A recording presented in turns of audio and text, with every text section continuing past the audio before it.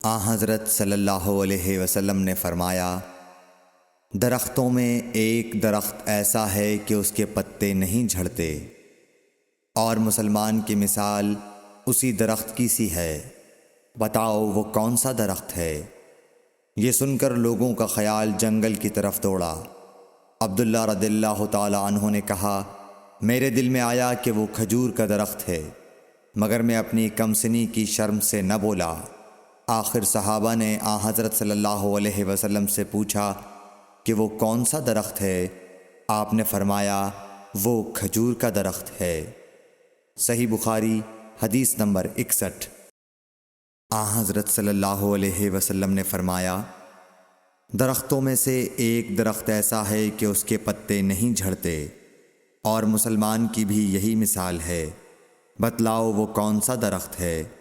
یہ سن کر لوگوں کے خیالات جنگل کے درختوں میں چلے گئے۔ عبداللہ نے کہا کہ میرے دل میں آیا کہ بتلا دوں کہ وہ کھجور کا درخت ہے، لیکن وہاں بہت بزرگ موجود تھے، اس لیے مجھ کو شرم آئی۔ آخر صحابہ نے عرض کیا، یا رسول اللہ، آپ ہی بیان فرما دیجئے۔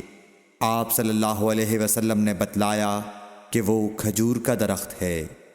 صحیح بخاری حدیث نمبر 62۔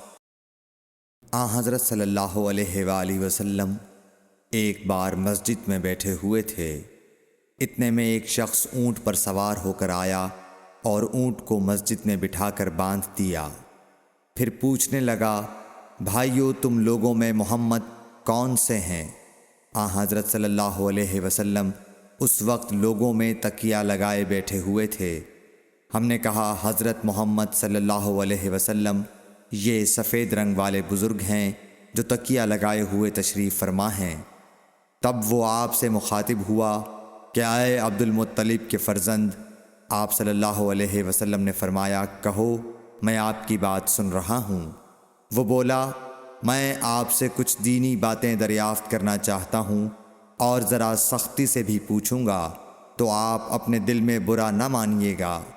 آپ صلی اللہ علیہ وسلم نے فرمایا، نہیں، جو تمہارا دل چاہے پوچھو۔ تب اس نے کہا کہ میں آپ کے رب اور اگلے لوگوں کے رب تبارک و تعالیٰ کی قسم دے کر پوچھتا ہوں، کیا آپ کو اللہ نے دنیا کے سب لوگوں کی طرف رسول بنا کر بھیجا ہے؟ آپ صلی اللہ علیہ وسلم نے فرمایا، ہاں یا میرے اللہ۔ پھر اس نے کہا، میں آپ کو اللہ کی قسم دیتا ہوں، کیا اللہ نے آپ کو رات دن میں 5 نمازیں پڑھنے کا حکم فرمایا ہے؟ آپ صلی اللہ علیہ وسلم نے فرمایا، ہاں یا میرے اللہ۔ پھر کہنے لگا، میں آپ کو اللہ کی قسم دے کر پوچھتا ہوں کہ کیا اللہ نے آپ کو یہ حکم دیا ہے کہ سال بھر میں اس مہینے رمضان کے روزے رکھو؟ آپ صلی اللہ علیہ وسلم نے فرمایا، ہاں یا میرے اللہ۔ پھر کہنے لگا، میں آپ کو اللہ کی قسم دے کر پوچھتا ہوں کہ کیا اللہ نے آپ کو یہ حکم دیا ہے کہ آپ ہم میں سے جو مالدار لوگ ہیں ان سے زکوٰۃ وصول کر کے ہمارے محتاجوں میں بانٹ دیا کریں؟ حضرت صلی اللہ علیہ وسلم نے فرمایا، ہاں یا میرے اللہ۔ تب وہ شخص کہنے لگا، جو حکم آپ اللہ کے پاس سے لائے ہیں میں ان پر ایمان لایا، اور میں اپنی قوم کے لوگوں کا جو یہاں نہیں آئے ہیں بھیجا ہوا تحقیق حال کے لیے آیا ہوں۔ صحیح بخاری حدیث نمبر 63۔ رسول اللہ صلی اللہ علیہ وسلم نے ایک شخص کو اپنا ایک خط دے کر بھیجا اور اسے یہ حکم دیا کہ اسے حاکم بحرین کے پاس لے جائے۔ بحرین کے حاکم نے وہ خط کسریٰ شاہ ایران کے پاس بھیج دیا۔ جس وقت اس نے وہ خط پڑھا تو چاک کر ڈالا۔ راوی کہتے ہیں، اور میرا خیال ہے کہ ابن مسیب نے اس کے بعد مجھ سے کہا کہ اس واقعے کو سن کر رسول اللہ صلی اللہ علیہ وسلم نے اہل ایران کے لیے بد دعا کی کہ وہ بھی چاک شدہ خط کی طرح ٹکڑے ٹکڑے ہو جائیں۔ اللہ نے بہت جلد اپنے سچے رسول صلی اللہ علیہ وسلم کی دعا کا اثر ظاہر کر دیا۔ صحیح بخاری حدیث نمبر 64۔ رسول اللہ صلی اللہ علیہ وسلم نے کسی بادشاہ کے نام دعوت اسلام دینے کے لیے ایک خط لکھا۔ یا لکھنے کا ارادہ کیا تو آپ صلی اللہ علیہ وسلم سے کہا گیا کہ وہ بغیر مہر کے خط نہیں پڑھتے، یعنی بے مہر کے خط کو مستند نہیں سمجھتے۔ تب آپ صلی اللہ علیہ وسلم نے چاندی کی انگوٹھی بنوائی جس میں محمد الرسول اللہ کندہ تھا۔ صحیح بخاری حدیث نمبر 65۔ ایک مرتبہ رسول اللہ صلی اللہ علیہ وسلم مسجد میں تشریف فرما تھے اور لوگ آپ صلی اللہ علیہ وسلم کے ارد گرد بیٹھے ہوئے تھے کہ 3 آدمی وہاں آئے۔ ان میں سے 2 رسول اللہ صلی اللہ علیہ وسلم کے سامنے پہنچ گئے اور ایک واپس چلا گیا۔ پھر وہ دونوں رسول اللہ صلی اللہ علیہ وسلم کے سامنے کھڑے ہو گئے۔ اس کے بعد ان میں سے ایک نے جب مجلس میں ایک جگہ کچھ گنجائش دیکھی تو وہاں بیٹھ گیا، اور دوسرا اہل مجلس کے پیچھے بیٹھ گیا، اور تیسرا جو تھا وہ لوٹ گیا۔ تو جب رسول اللہ صلی اللہ علیہ وسلم اپنی گفتگو سے فارغ ہوئے تو صحابہ رضی اللہ عنہم سے فرمایا، کیا تمہیں 3 آدمیوں کے بارے میں نہ بتاؤں؟ تو سنو۔ ان میں سے ایک نے اللہ سے پناہ چاہی، اللہ نے اسے پناہ دی، اور دوسرے کو شرم آئی تو اللہ بھی اس سے شرمایا کہ اسے بھی بخش دیا، اور تیسرے شخص نے منہ موڑا، اللہ نے بھی اس سے منہ موڑ لیا۔